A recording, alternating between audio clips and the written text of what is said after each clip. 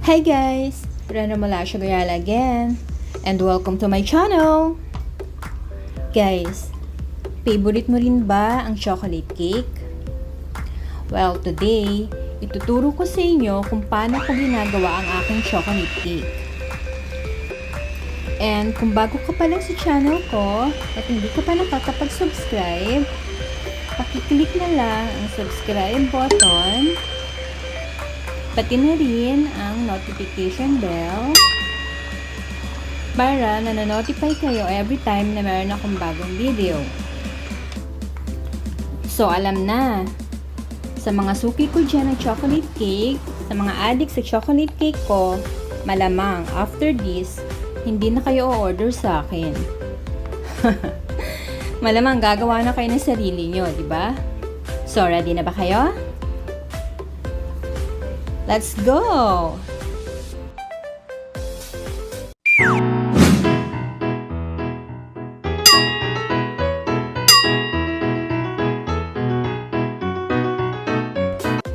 Ito ang ating mga ingredients na kakailanganin.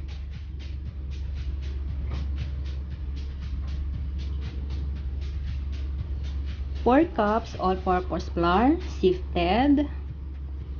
4 cups brown sugar. 1.5 cup cocoa powder.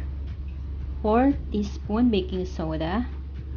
2 teaspoon baking powder. 2 teaspoon salt. 2 cups milk. 2 cups vegetable oil. 4 large eggs. 2 cups hot coffee. 2 teaspoon vanilla extract.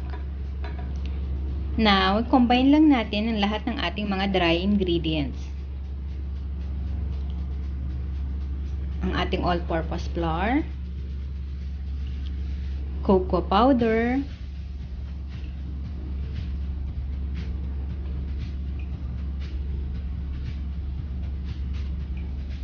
sugar,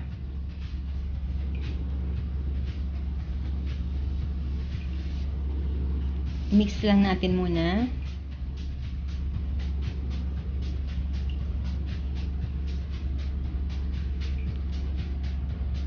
Then, ang ating baking soda.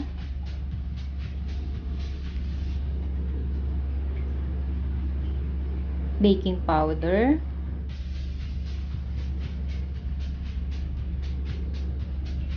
Salt.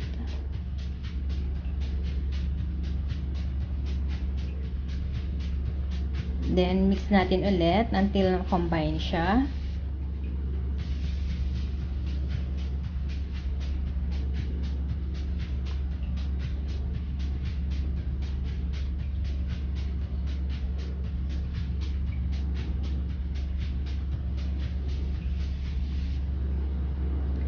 Next natin ang ating mga wet ingredients.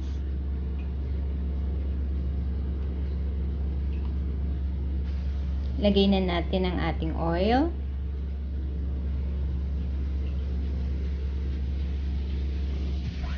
Then, i-mix natin using ang ating hand mixer. Now, kung wala naman kayong hand mixer, okay lang naman na pwede nyo rin siyang i-mix using yung inyong wire whisk.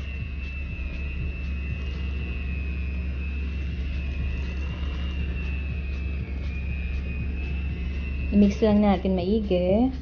Then, ilagay natin yung ating 2 cup ng hot coffee.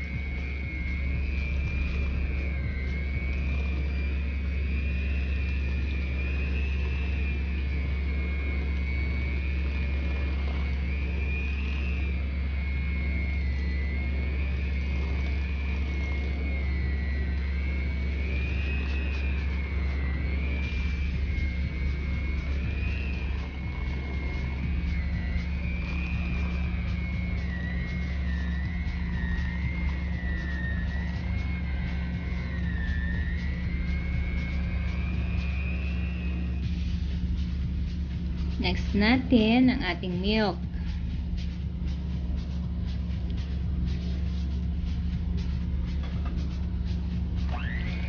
Mix again.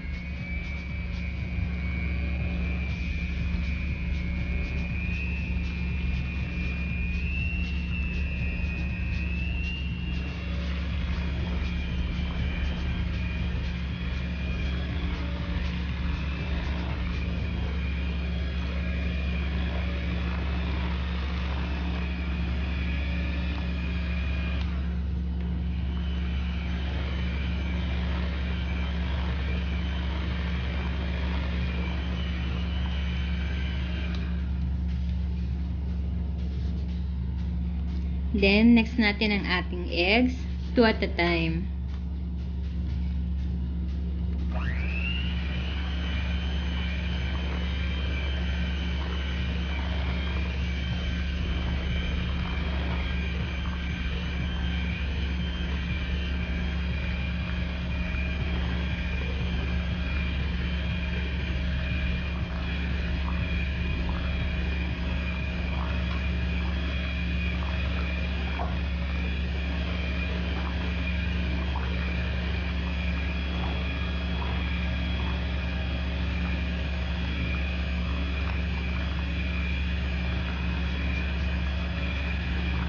And lastly, ang ating vanilla extract.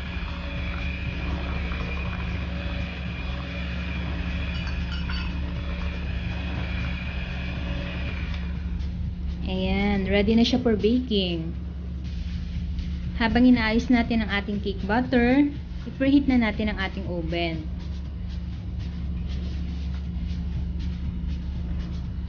Then, mag-prepare tayo ng 8 inches na pan. By the way guys, itong recipe na to, makakagawa ka ng 4 na 8 inches na pan. Nilagyan na natin siya ng baking sheet sa ilalim para madali siyang tanggalin once na na-bake na siya. Salin lang natin siya.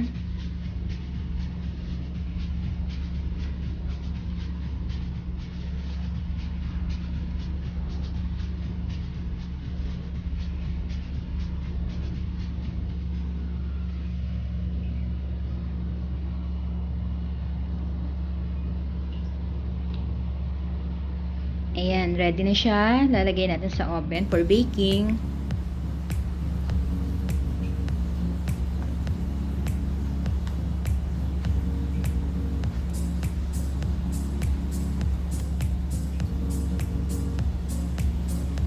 Ayan, i-bake natin siya sa 325 Fahrenheit in 35 minutes.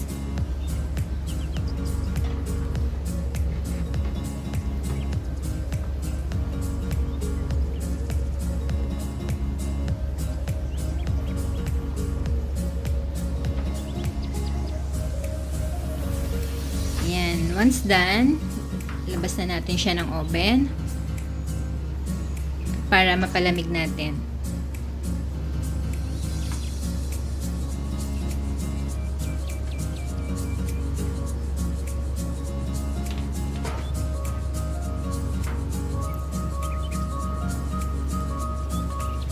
O diba, ang ganda ng ating chocolate cake.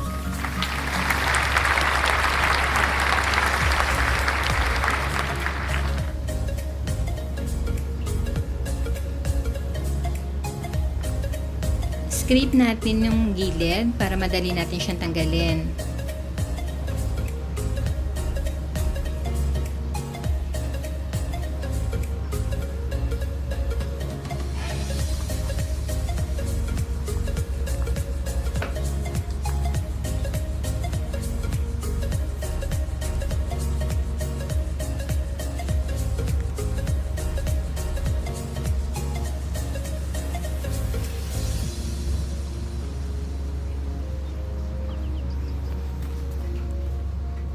Then, prepare natin ang ating cake board na paglalagyan ng ating cake. Alisin natin yung baking sheet sa ilalim. Ayan, o diba ang ganda?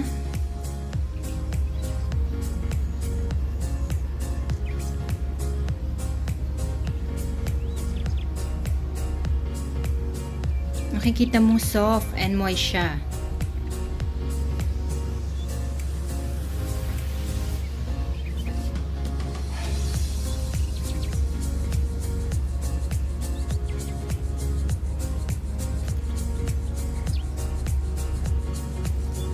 Isa pa, para ipapatong mo siya dyan sa ibabaw. Tanggalin din yung baking sheet.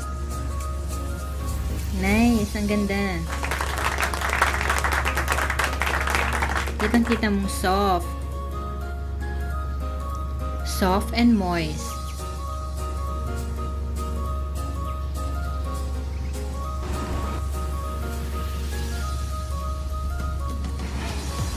After nyan, pwede mo nang i-prepare ang iyong frosting. Pwede kang gumawa ng buttercream o kaya ng chocolate ganache. So ano pang inaantay mga suki? Kayang-kaya nyo na rin gumawa ng sarili yung chocolate cake. And for sure, hindi na kayo order sa akin. Let me know how it went ha!